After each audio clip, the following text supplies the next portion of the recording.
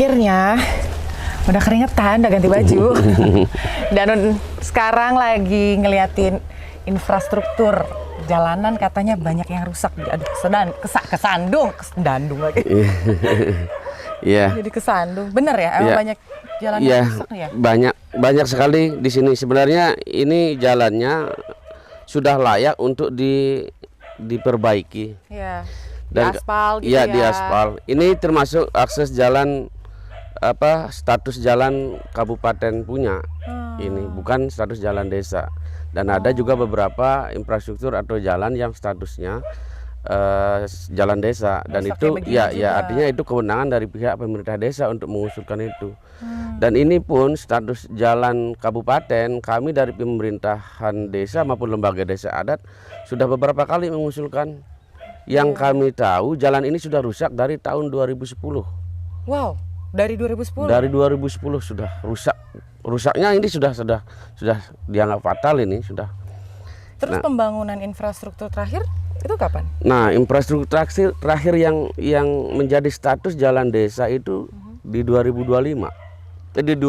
sorry. 2005. Dari 2005 sampai sekarang belum ada. Ya, kalau untuk jalan kabupaten ini. Nah, kalau untuk jalan desanya seperti betonisasi yang ada di depan itu masih tanggung jawab pemerintah desa untuk mengusulkan dengan menggunakan anggaran yang diberikan oleh pemerintah dalam bentuk APBD maupun APBN.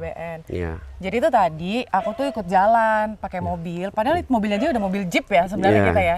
Dari pondok aku gitu ke sini itu gejeglek gitu kan. Dan cukup gak nyaman aku ya, maksudnya yang bisa dibilang situasinya, kondisinya fit gitu. Sementara yang aku dengar informasinya katanya banyak bayi yang akhirnya meninggal di jalan. Iya, keguguran, benar. Pendarahan yang kayak gitu. Iya, karena jalannya seperti ini. Gitu. Akses dari rumah warga ke rumah sakit berapa? 2 jam. 2 jam? Ya, 2 jam. Dengan kondisi jalan seperti ini. Nah, kalau 2 jam dari jalan umum, jalan raya, itu 2 jam sampai ke rumah sakit.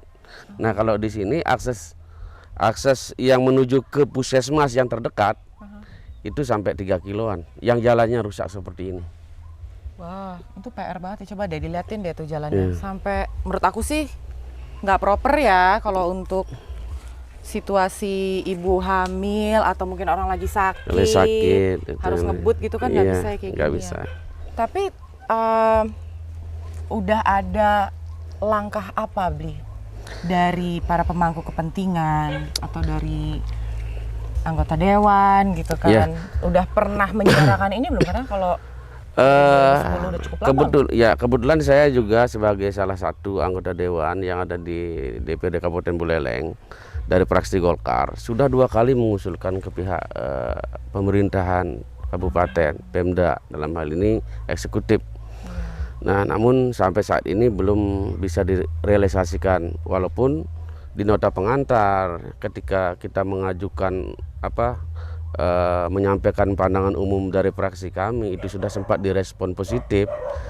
Nah, dengan adanya kendala COVID dan lain sebagainya, sehingga infrastruktur ini yang kami usulkan jadi tertunda.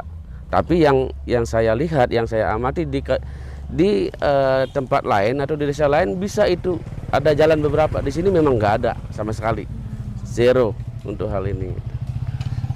Untuk jalan yang ada di sini gitu. Ya, kami sih berharap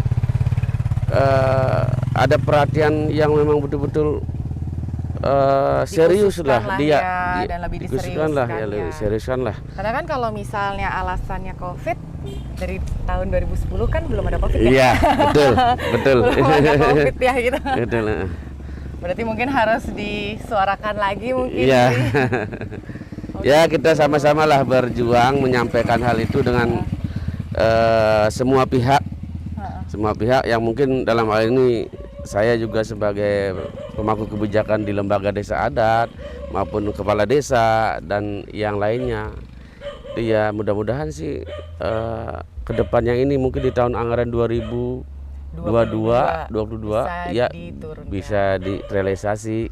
Kasihan juga masyarakat, apalagi di sini wilayahnya kan sudah termasuk kawasan pariwisata. Iya. Kawasan Lovina juga ya? Iya, kalau Lovina 1 jam dari sini. 1 jam, iya. Ya, kawasan strategis pariwisata tingkat nasional bahkan, ya itu. Benar. Nah, mestinya dari semua sektor, dari semua pendukung itu mestinya ada. Iya. Accessibility, akomodasi, semua itu harus mendukung itu. Kalau itu tidak ada, gimana kita mau berkembang? Oke lah, pada saat ini kita pariwisatanya masih katakanlah mati suri, tapi untuk ke depan kita bagaimana gitu. Jadi maksudnya lebih baik dipersiapkan. Ya, dipersiapkan dulu infrastrukturnya, karena itu bagian daripada apa namanya promosi pemasaran kita. Ada upaya nggak beli dari warga setempat gitu? Ada. Deh, kita urunan aja deh gitu Iya, kan. itu sudah ya banyak. Bahkan akhirnya untuk begitu, di ya. bulan ini di pemusim hujan yang sekarang ini, saya secara pribadi sudah 10 truk menyumbang pasir batu itu kepada warga masyarakat. Belum material yang lainnya. Itu sifatnya swadaya urunan, ada yang 50.000, 100.000 gitu. Itu banyak itu yang masyarakat yang swadaya. Nanti kita mungkin bisa lihat yang mana jalan yang kita swadayakan gitu, bersama ada ya? masyarakat. Ada. Oke, ada kita itu. coba lihat ke sana ya. Ya. Warganya mandiri berarti. Iya, warganya Karena mandiri. seharusnya seperti itu, tapi Iya. bukan berarti diam-diam Iya. akhirnya jadi tidak diperhatikan kan Iya. gitu ya. Ini aku jalan aja agak PR loh teman-teman. Takut kejungklang. Ini rumah warga ya? Ya, ini mah. Kalau malam sebenarnya bagus juga kalau ada lampu kali ya, Bli. Iya, kecil ya? lampu penerang jalan. Iya, karena kalau misalnya motor atau anak kecil lewat maghrib gitu kan, Iya. setidaknya ada penerangan ya. Iya, betul. Sandung.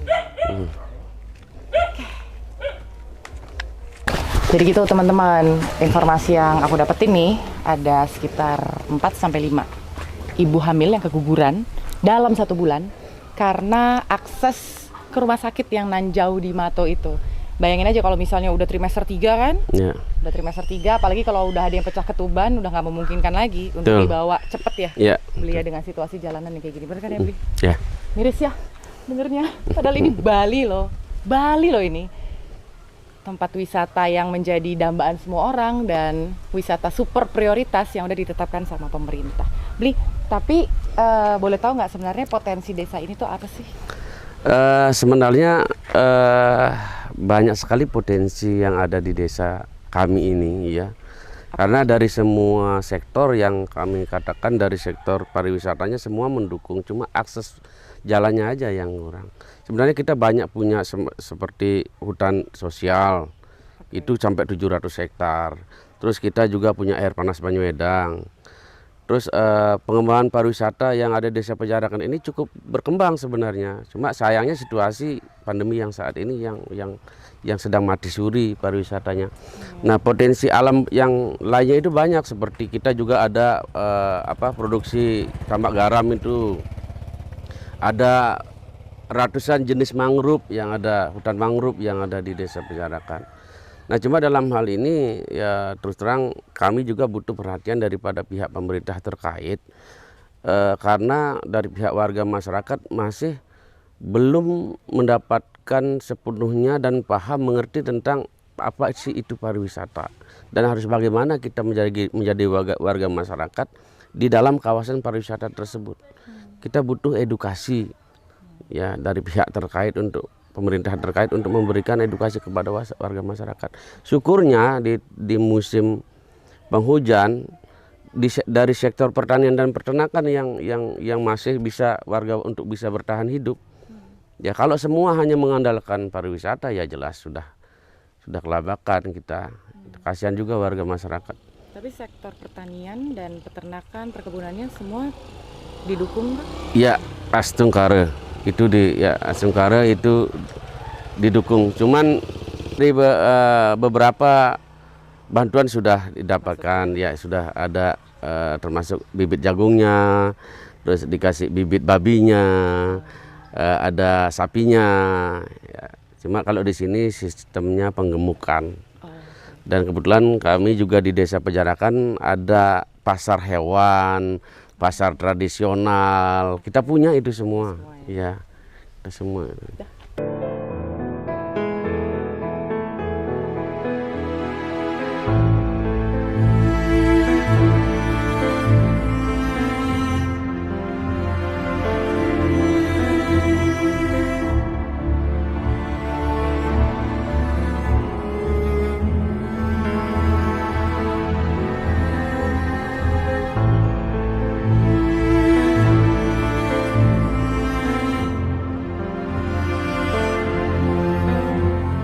Miris banget ya, lagi-lagi infrastruktur jalan yang terabaikan. Jadi informasinya nih teman-teman, dalam 1 bulan itu ada sekitar 4-5 ibu hamil yang keguguran. Karena ya gini, akses jalannya susah. Untuk dari desa ke rumah sakit tuh butuh waktu 2-3 jam. Jadi kebayang dong, kalau ada perempuan yang mengandung usianya udah trimester 3, terus udah sakit banget, atau amit-amit udah ada yang pecah ketuban, susah loh buat dapat pertolongan yang secepat mungkin. Itu yang pertama. Dan yang kedua, desa ini tuh punya yang namanya pasar tradisional dan juga pasar hewan. Nah, itu juga sama. Karena infrastruktur jalan ini yang terbatas kayak begini, semakin susah lah akses untuk warga tuh bisa berangkat berjualan atau berinteraksi satu sama yang lain. Padahal sebenarnya potensi desa ini cukup besar loh. Kalau tadi aku dengar-dengar dari teman-teman di sini itu mereka paling nggak ada 3. Yang pertama itu ada hutan sosial, luasnya itu sekitar 700 hektar are. Di situ hutannya dikelola oleh masyarakat dan hasilnya bisa digunakan sebagai bahan pangan makanan. Terus mereka juga punya air panas Banyuwedang. Ini air panasnya tuh natural banget, suhunya 40-48 derajat Celcius. Dan di tempat ini mereka juga punya tambak garam. Tapi lagi-lagi masyarakat yang ada di tempat ini atau warga di desa ini sangat terbatas untuk hidup berdampingan. Ya, karena itu tadi infrastruktur yang seadanya. Om Swastiastu, pada kesempatan yang baik ini saya ingin menyampaikan dan apa yang sudah disampaikan oleh Saudari Anggi, bahwasanya dari proses penyampaian dari warga masyarakat bermula dari di up-nya Jalan Kemiri itu di saat musim hujan, kami atas nama fraksi Golkar dan saya salah satu anggota daripada fraksi Golkar menyuarakan di tingkat lembaga DPRD Kabupaten Buleleng, dan juga dibantu oleh berbagai pihak.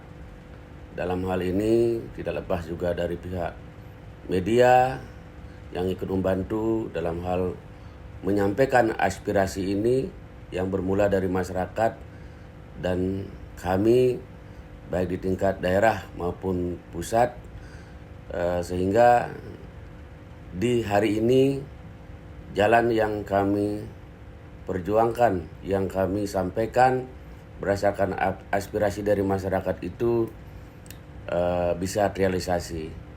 Dan kami atas nama Desa Pejarakan dan warga mengucapkan terima kasih banyak kepada semua pihak yang sudah ikut serta membantu kelangsungan, kelancaran daripada proses realisasinya jalan yang kami usulkan bersama-sama.